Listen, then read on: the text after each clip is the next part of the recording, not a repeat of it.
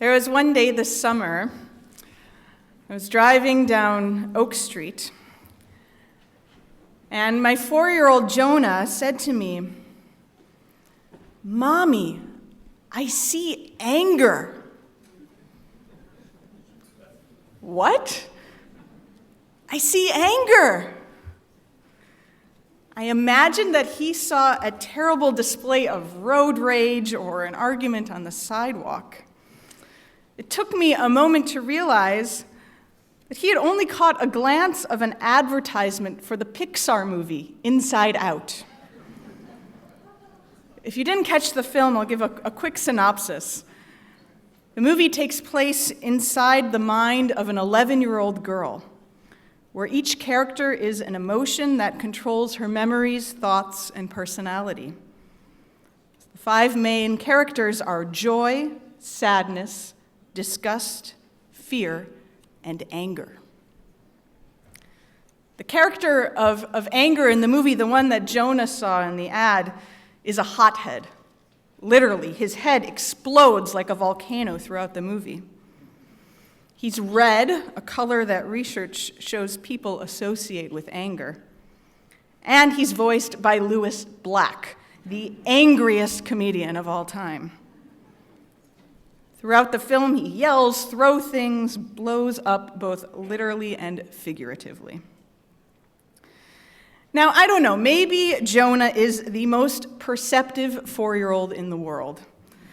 Because we know that if we really spent a moment gazing through the windows of our world, we too would see anger all around us.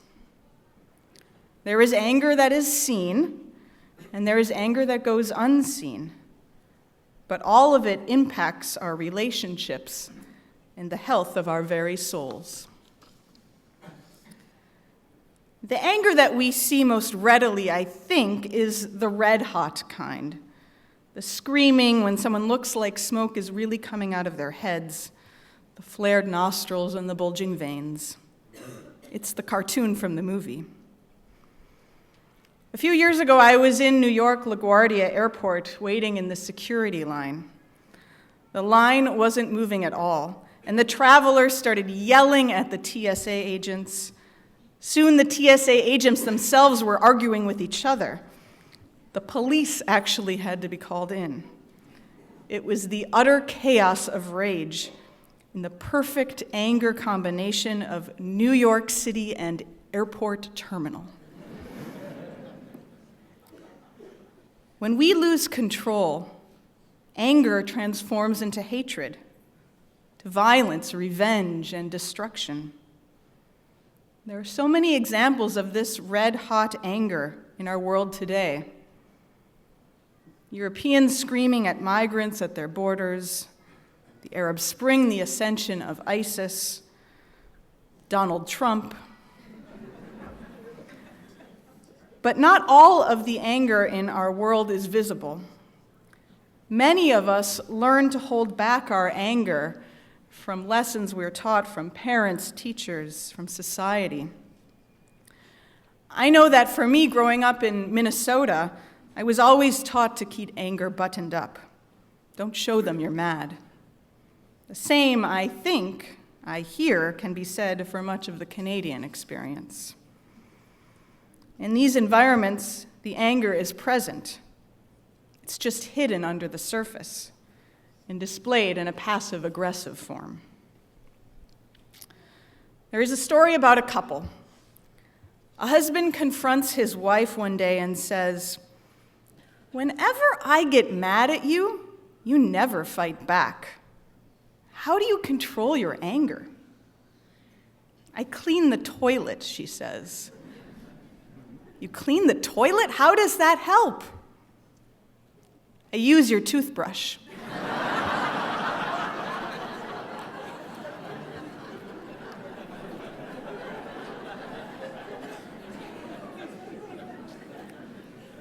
Suppressing our anger like that, keeping it locked up inside, is not healthy. Just like the red-hot rage, the passive-aggressive anger affects our relationships and our own emotional well-being. when either one of these types of anger takes control, the consequences can be devastating. Now, anger is not always negative. There is such a thing as healthy anger. Anger, when it's used constructively, can be an incredible impetus for change and growth. Martin Luther King Jr. said, "Anger at injustice is the political expression of love." Anger is what created the civil rights movement in the United States. Anger is what led to the Truth and Reconciliation Commission to recognize the damage of residential schools here in Canada. Anger, I would argue, is what made the creation of the State of Israel possible, knowing that the Jewish people would no longer wait powerlessly for security based on the whims of a ruling government. Kailash Satyarthi, the 2014 Nobel Prize winner, who is a children's rights and education advocate in India, talks about anger this way. Anger is a power. Anger is an energy. And the law of nature is that energy can never be created and never be vanished, never destroyed.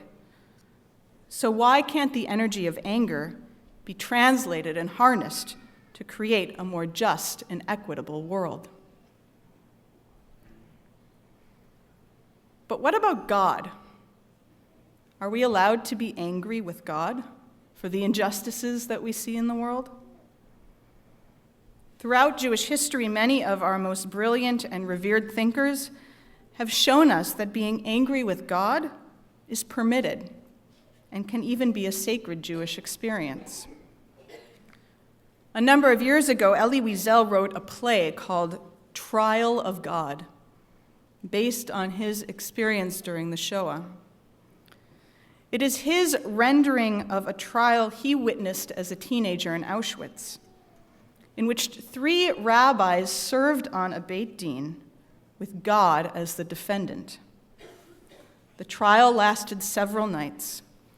Witnesses were heard, evidence gathered, conclusions were drawn, all of which issued finally in a unanimous verdict.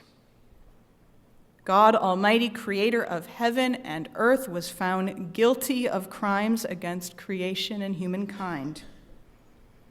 And then, after what Wiesel describes as an infinity of silence, one of the rabbis looked at the sky and said, "It's time for Mariv." And members of the tribunal recited the evening prayers. Anger at God, dissatisfaction with the state of the world or the shape of our lives is not only compatible with faith, it is an act of faith. So the challenge on Yom Kippur, while we take an accounting of our soza cheshbon nefesh, is to determine how our anger is impacting our lives and our relationships. Is it a destructive force in the red-hot or passive-aggressive way that hurts others and ourselves? Or is it a constructive force that can bring us closer to a life of justice, meaning, and faith? To this end, our first task is to recognize when our anger is causing us to engage in destructive behavior. Rabbi Jack Reamer tells a story about a friend of his who was cheated very badly by a business partner and was justifiably angry. He lived in New Jersey and worked in New York, and so every day, 5 days a week, for many years, he drove to and from work on the New Jersey Turnpike. And every time he did, he had to pass exit 9, the New Brunswick exit, which was the exit where the man who had cheated him lived.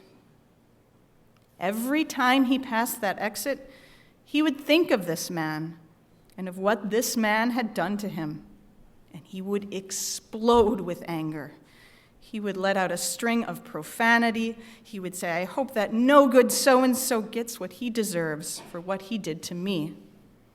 and he would rant and rave till his face got red. It got to the point where his wife began to worry about his health because she could see how agitated he was. She worried about his blood pressure. She was afraid he might have a heart attack on the turnpike. But there was nothing she could do, nothing that would stop his ranting and raving every time he passed exit 9. And then, one day, this man happened to meet somebody who knew the man who cheated him. And so he asked him, "Do you remember so-and-so? Do you happen to know whatever became of him? Do you know what that no-good so-and-so is doing now?" And the man answered him, "Sure, I remember him. He died about 15 years ago." Rabbi Reamer's friend learned at that moment that holding grudges is futile and self-punishing, that we need a statute of limitations for our rage. On Yom Kippur, we are challenged to let go of the anger that is preventing us from living our fullest. I do not minimize that many of us have real grievances over real wounds. I know that among us trusts have been violated between parents and children, between siblings, friends, business partners, and spouses. Our religion does not teach that we should hand out forgiveness casually. But when sincere efforts have been made and forgiveness earnestly sought, we need to work on granting forgiveness, and it starts by letting go of our anger. So I ask you, can you, this Yom Kippur, let go of some of the anger in your life?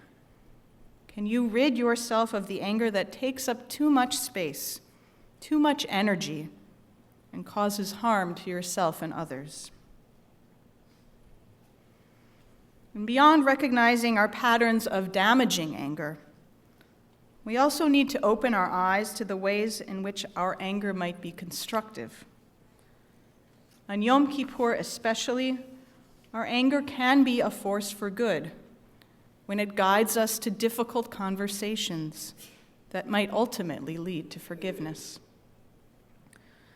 Contemporary Torah scholar Dr. Aviva Zornberg relates that in the beginning chapters of Deuteronomy, Moses gets angry with God. And she says maybe he did it deliberately, as a way of giving the Israelites permission to vent their own anger, as a model. And they promptly do. They say, God must hate us to have let us wander in the desert for 40 years.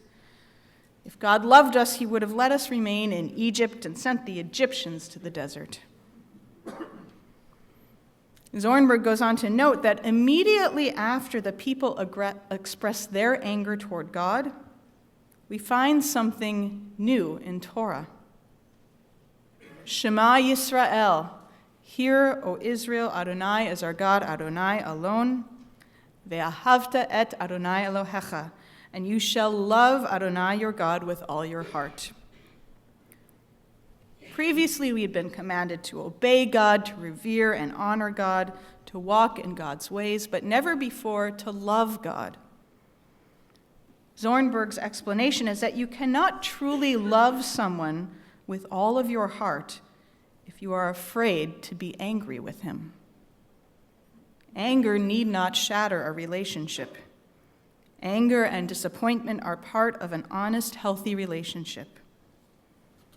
So in examining your relationships with the people that you love, maybe your feelings of anger can point you into a direction of honesty and ultimately lead to forgiveness.